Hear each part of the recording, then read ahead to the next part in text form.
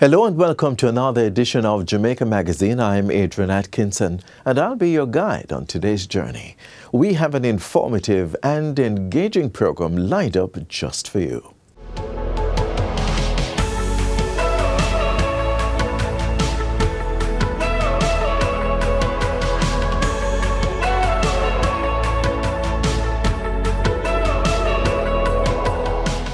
Thank you so much for staying with us right here on Jamaica Magazine.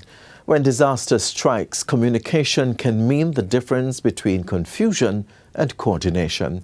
As we observe Hurricane Preparedness Month, we take a closer look at a project designed to help first responders stay connected when we need them most.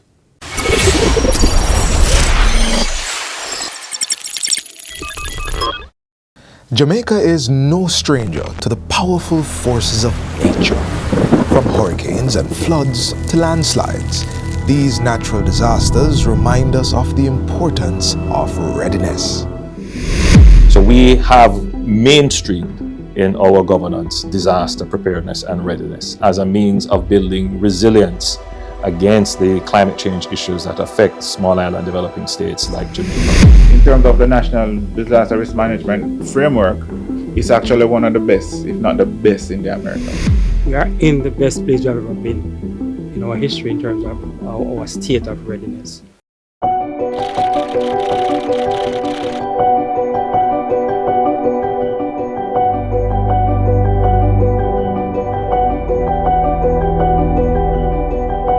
When disaster strikes, all eyes turn to the Office of Disaster Preparedness and Emergency Management, ODPEM. In a crisis, effective and reliable communication is of utmost importance. That's why the government, through ODPEM, has forged a partnership with the Japan International Cooperation Agency, JICA, to strengthen the island's emergency communication system. The ODPEM-JICA collaboration aims to improve the emergency communication infrastructure in Jamaica by installing wireless communication systems and relevant equipment, thereby contributing to swift and robust communication between first responders and government offices to respond efficiently to emergencies or disaster. Decom management is Spanish Town Fire Station. This is the radio check. How do you read? Over. We are putting in place the necessary infrastructure for us to respond to these disasters. We would have already put in place all the necessary radios in their various locations. The Jamaica Fire Brigade, the police, every arm of government is equipped to communicate before and after. And this is a game changer for the people of Jamaica.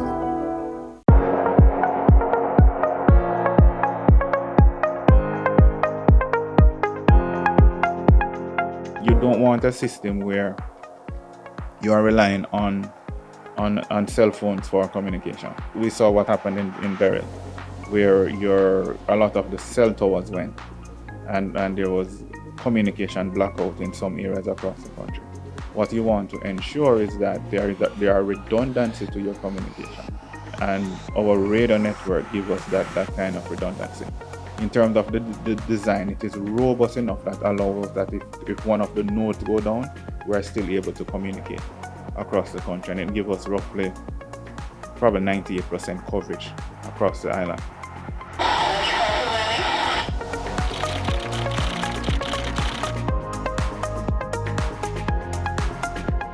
Changing from an analog to a digital system is not an easy feat. However, with the development of the Project Implementing Unit, the ODPEM is sure the DCOMs and Early Warning System EWANs will be effective in strengthening Jamaica's responsiveness. Coupled with the island's Early Warning System EWANs, the DCOMs are expected to effectively bolster Jamaica's responsiveness to natural disasters. The objective of the project for the improvement of emergency communication system in Jamaica is to enhance Jamaica's public safety and our national emergency communication system. This National Emergency Communication System is critical for the coordination of emergency and incident response among our various government entities or key government responders. It will allow for emergency agencies to communicate via one common platform. We would have installed radio equipment to include mobile radios, base station radios, and handheld radios at a number of government entities to include the Jamaica Fire Brigade, the Jamaica Constabulary Force, the Ministry of Health, the local authorities, and a number of other entities island-wide. We would have installed early warning systems under the project across 2 parishes in 3 communities, namely Old Harbour Bay in St. Catherine and along the Bog Walk to Angels Corridor in St. Catherine, and also in Port Maria, St. Mary. This, with the installation of this early warning system, it will create that alertness that it is a multi-hazard system. So it will be able to alert residents, commuters, persons who utilize these areas, these urban centers, for example, Port Maria, about the pending hazards or threats that these communities will face.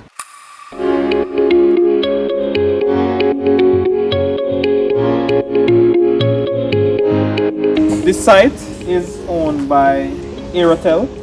They manage the telecommunication systems for Jamaica Civil Aviation Authority.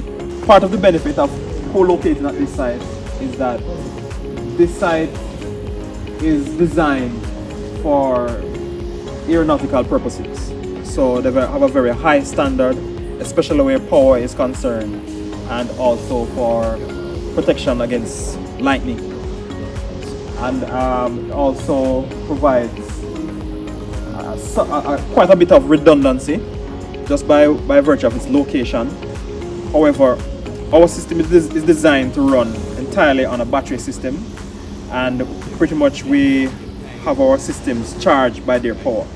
Should a case happen where we lose power, whether from GPS or their power system, our battery system will allow us to have service for up to 5 days. This site here in Coopers Hill provides coverage for the entire corporate area. So all of the radios in this area will be connected to this repeater site here at Coopers Hill, and that's another advantage that we have at this location. The DCOM system will also help several stakeholders within the National Disaster Risk Management structure to mobilize and mitigate crises.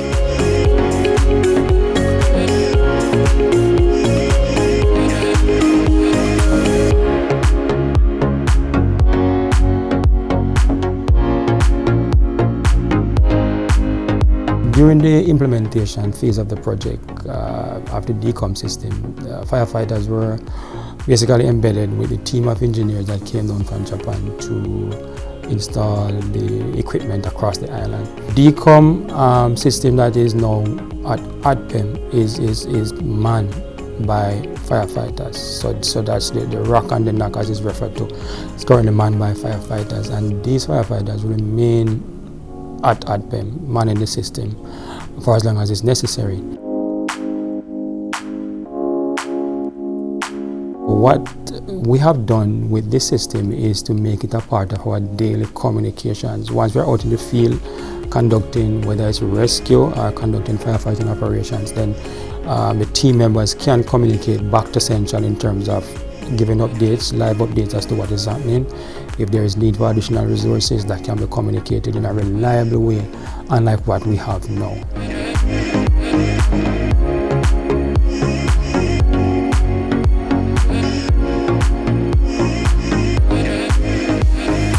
We're able to introduce it as part of the communication platform during burial, and we were able to see some results.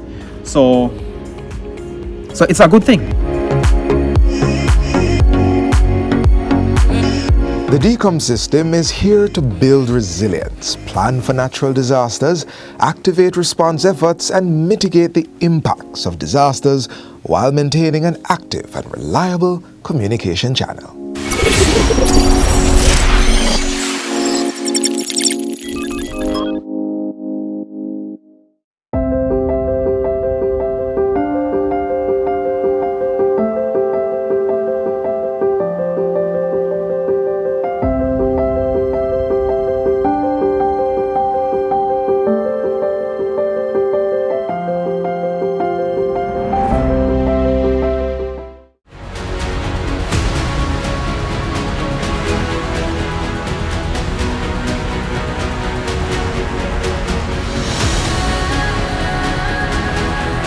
Hello and welcome to this special ministerial update with Information Minister Dr. Dana Morris Dixon here on the Jamaica Information Service. Dr. Dixon, thank you so much for joining us. Lots of discussion about the third-party national agreement with the U.S. Firstly, what do you say to Jamaicans now who are upset and concerned about why our government is entering into this agreement now with the U.S.?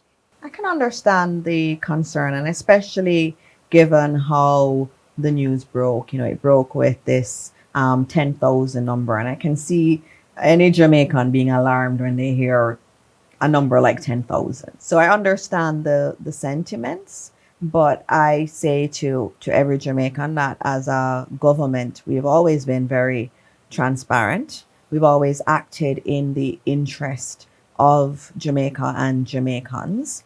And this is just another example of that. And the Third Country Nationals Program is one that the US is negotiating with many countries currently, and it has finalized negotiations with many other countries, and it has started to be operational. So I do understand, and that's part of the reason we're having this conversation, is really to answer the questions. Our Deputy Prime Minister, Dr. Chang, would have answered a lot of questions. He had a press release out. He spoke for a long time in Parliament. And now I get to, add a bit more information from my information portfolio in terms of what's really being discussed at Cabinet so that Jamaicans understand what this is. And even as we talk about what's being discussed, people would want to know as well, why has the government entered into this agreement? All right, so this is an agreement that is, as I said, being negotiated by the US with many, many different partners. And there are other Caribbean countries that have already signed. And we are a key partner of the US. And we see the US as a key partner of ours. And the US approached the government of Jamaica as it approached other countries about this Third Country Nationals Program. So we are a transit point for individuals who would have recently crossed the border into the US and they're being returned home. And so we're a transit point. And it's very small numbers, as would have been in the media, 25 at any one time. And it was really out of that request from the US. And then we entered into negotiations with the United States. And we're finally at the point where we have an MOU, but some of the operational details of it have not been finalized as yet. Yeah. The Gleaner reported that a cabinet minister initiated discussions with the US about this program, but Dr. Horace Chang, security minister, has said that the US initiated the discussions. Can you explain this apparent discrepancy? Thank you. I'm glad you've asked that question because it's really a straightforward answer. So the Third Country Nationals Program, anyone who looks it up, you'll see that it is in place in many countries and it is a US initiative. So the US would have come to us on that Third Country Nationals Program. Now, there's a conflation of that with a discussion that would have happened with Minister Marks in relation to exploring skilled laborers coming to Jamaica. And as you know, we've been looking at nurses and doctors, for example, coming from the Philippines, also looking at Ghana, looking at other countries, Nigeria also. And so there was a conversation at one point about whether or not there was an opportunity around highly skilled persons. Now, that became conflated with TCN. And there was actually a lot of work, I'm told, that had to go into clarifying between the two countries that TCN is completely different from any kind of skilled workers program. And what would have been looked at is how can we maybe get some more skilled workers?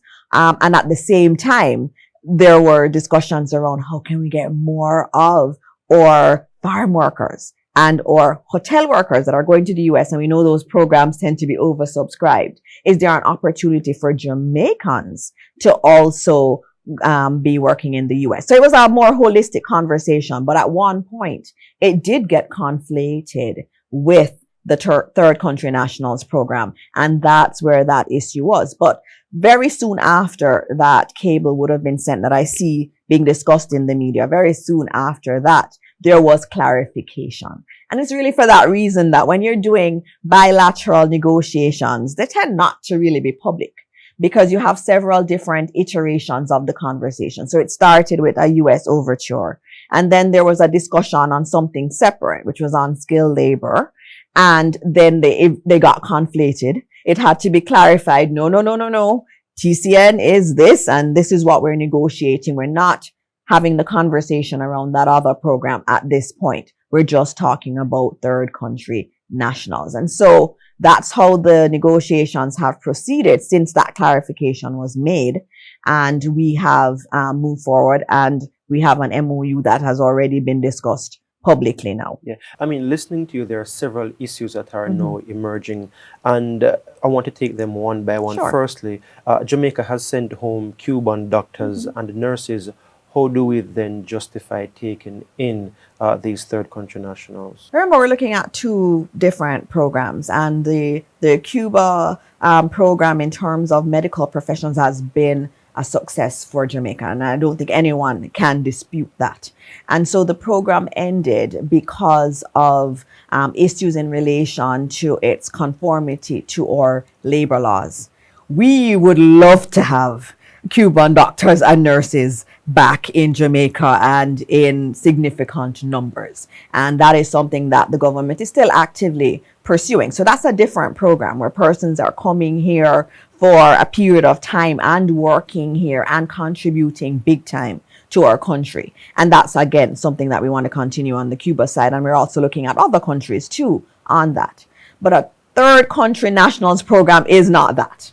A third country nationals program is where we have an agreement with the US that individuals who are being returned to their country transit through Jamaica on a short-term basis. So this is not an employment long-term kind of program like the Cuban doctors program would be. And speaking about that, you can leave from the US and go virtually anywhere in the world. Why is Jamaica needed as a transit country? There are many countries that have signed these agreements. And when you look at it, there are many in the Caribbean, many in Latin America. The US does use them as transit points to the other countries as they're on their way out. And that's just the nature of the program as the US has defined it. And they came to us on that basis, as they did all the other countries. And we have gone into negotiations on what we can handle as a country, which is a very small number, which is 25. And what is beautiful about our program is that we have noted in the MOU that if those who stay not continuing in transit ever goes above 10, the program ends. And speaking about the MOU, Dr. Chang has said the MOU would be made public. Is that still the case? And if so, when? Yes, the MOU will be made public. I expect that within a matter of days, if it's not already public, that it will be made public. The good thing is everything that was in the release and in Dr. Chang's statement basically tells you everything that's in the MOU. There's no real new information, but it will be out there for the public to see for themselves what has been agreed. We've not ironed out all of the operational details. So there's some questions like where are they going to be housed that are still being worked out and still being negotiated. So we've always planned that once we were final and we had all of the details of the arrangement, that this was going to be made public. Jamaicans have been hearing different numbers in terms of how many persons could be housed here in Jamaica under this program. Could you clarify that for us? Sure. Under this program, it is just up to 25, and that can be up to twice per month. So that is the number, 25 at a time, twice in the month, and that is for individuals in transit to another country. Minister, there has also been concern about whether people with criminal antecedents will be a part of this TCN agreement to be sent to Jamaica. Can you respond to that? Thank you for that question, because I heard a lot of people talking about that one. We've been very clear in our MOU and in our discussions that individuals who have a criminal background, criminal antecedents, will not be allowed to come through Jamaica, to transit through Jamaica. So that is very clear, and that has been clear from the beginning of the negotiations. And finally, what happens now? Well, as I said, we've not finalized negotiations. So there's an MOU that has very squarely in it that it is 25 at a time. If at any point more than 10 are applying for asylum. And in Jamaica, we respect international law, and we have a process for those who may want to seek asylum.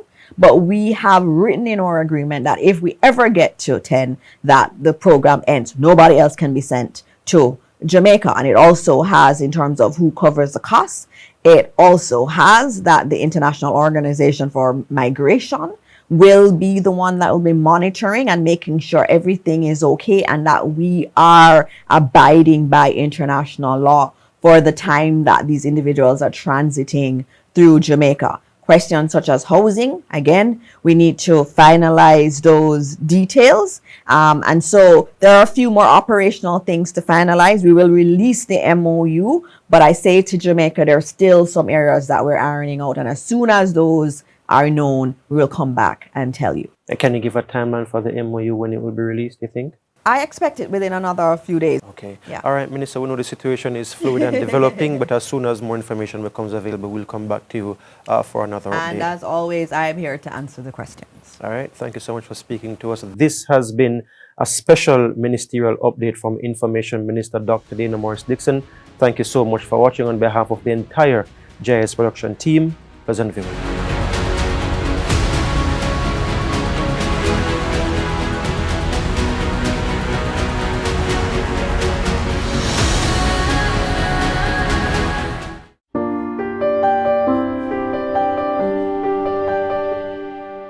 It's okay to tell.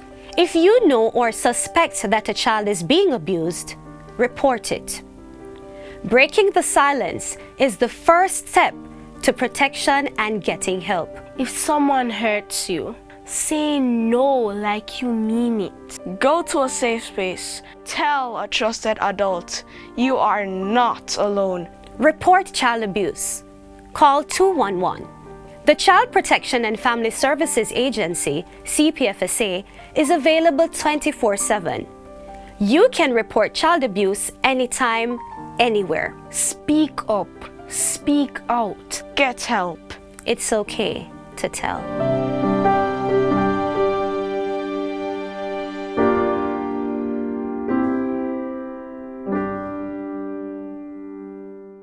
The way we move is changing, and electric vehicles are becoming an increasingly common part of the conversation.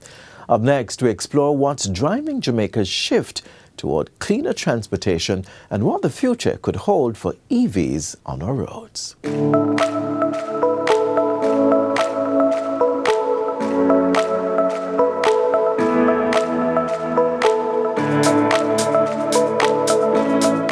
Across the globe, electric vehicles are transforming how people move. And here in Jamaica, that shift is gaining traction, quietly, cleanly, and confidently. Electric vehicles are more than a trend. They're a response to rising fuel costs, climate change, and the push for energy independence. With government policy and private innovation aligning, the future is now. That's why the government has taken decisive action. Our electric vehicle policy provides duty and GCT concession on EV and hybrid vehicles, and that is expanding our charging infrastructure island-wide. We are positioning electric mobility as a key part of the solution to Jamaica's energy and climate challenges. The Jamaica Urban Transit Company, which falls under this ministry, introduced the country's electric buses last year, a milestone in public transport. These buses are cleaner, quieter, and more efficient and cost-effective, and we plan to scale that success island-wide. From duty reductions to infrastructure rollouts, the government is paving the way for cleaner, greener roads. So, electric vehicles are suitable for any kind of roads, really. Of course, Jamaica's roads are challenging for any kind of vehicle, mostly because of the uneven road surfaces and potholes. So, any kind of vehicle is going to go through more suspension parts, unfortunately, in Jamaica. But apart from that, electric vehicles are very well suited for a country like Jamaica because Jamaica has limited range requirements. So basically, a modern electric car can go the full length of Jamaica on a single charge. So in terms of range anxiety, which is often cited as a deterrent, we shouldn't have much range anxiety in Jamaica at all. With the arrival of more affordable electric vehicle brands like MG and BYD, you're starting to see a lot more full electric vehicles on the road, and I think that's making the public much more friendly or primed for that switch in going from a combustion engine to an electric motor. So I think every additional EV that you see on the road kind of warms up the Jamaican population to EVs and makes people more comfortable with the idea of going electric.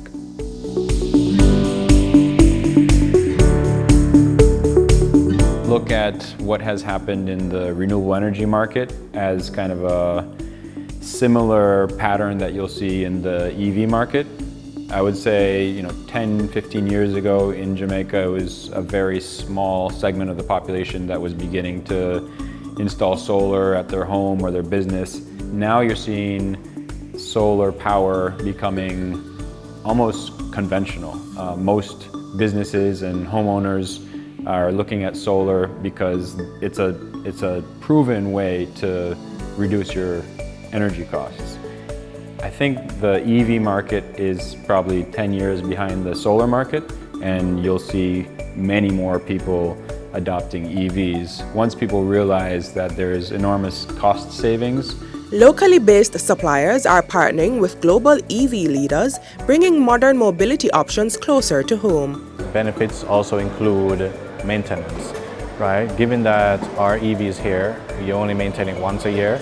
That's one crucial factor of it, which reduces cost of ownership, all right? And another factor is reliability. So less moving parts equals, less needing to go ahead and change out anything, any worries, oils, all of that stuff. And it's also beneficial for the environment. If we're talking about the average Jamaican lifestyle, it is installed in your home. In terms of the charging station, you have that already available. The other factor is, in partnership with the JPS and Evergo, you have destination charging stations right across Jamaica, able to get you up to 80% in 15 minutes. Especially with the gas prices fluctuating here and there, people are actually finding themselves a bit more challenged. So you find yourself spending approximately, call it, over $34,000 a month, when you could actually be spending up to $10,000 or less per month. Clean, smart, forward-thinking, electric vehicles are here, and Jamaica is ready. The future is not coming, it's already charging. Looks like we have a good amount of charge. Let's go.